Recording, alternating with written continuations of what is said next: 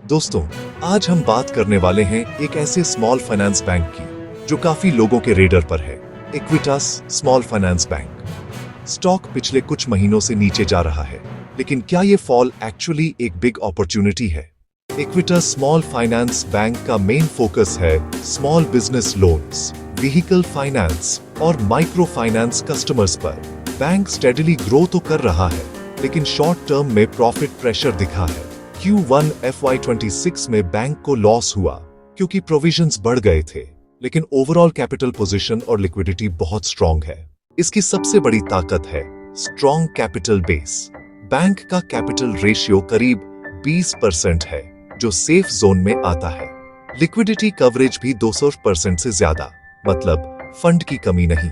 दूसरा पॉजिटिव, ये बैंक धीरे धीरे माइक्रो फाइनेंस से बाहर निकलकर स्मॉल बिजनेस और व्हीकल फाइनेंस में डाइवर्सिफाई कर रहा है। ये स्टेप लॉन्ग टर्म स्टेबिलिटी के लिए बहुत बड़ा प्लस पॉइंट है। लेकिन कुछ इश्यूज भी हैं। बैंक की कॉस्ट टू इनकम रेशियो करीब 17% है, यानी खर्च बहुत ज्यादा। दूसरा, माइक्रो फाइनेंस सेगमेंट में स्ट्रेस अब भी है, जिससे प्रॉफिट रिकवरी स्लो हो सकती है। जब तक ये दो चीजें कंट्रोल नहीं होंगी, मार्जिन्स दबे रहेंगे। अब बात करते हैं चार्ट की। इक्विटास के वीकली चार्ट पर स्टॉक ने हाल ही में नए लोज बनाए हैं, लेकिन इंटरेस्टिंग बात यह है कि RSI इंडिकेटर हायर लोज दिखा रहा है।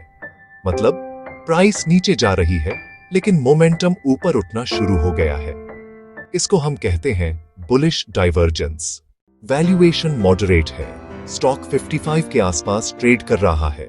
अगर बैंक कॉस्ट कंट्रोल करे और ROE 10% से ऊपर ले जाए, तो 90 से 100 रुपीस तक का अपसाइड इजीली पॉसिबल है। कैपिटल स्ट्रॉन्ग है, लिक्विडिटी सॉलिड है, डाइवर्सिफिकेशन ऑन ट्रैक है। बस ऑपरेटिंग कॉस्ट और प्रोविजनिंग पर कंट्रोल लाना बाकी है। लॉन्ग टर्म इन्वेस्टर्स इसे धीरे धीरे अक्यूमुलेट कर सकते हैं। इस स्टॉक में मेरी रेटिंग है 7 आउट ऑफ 10।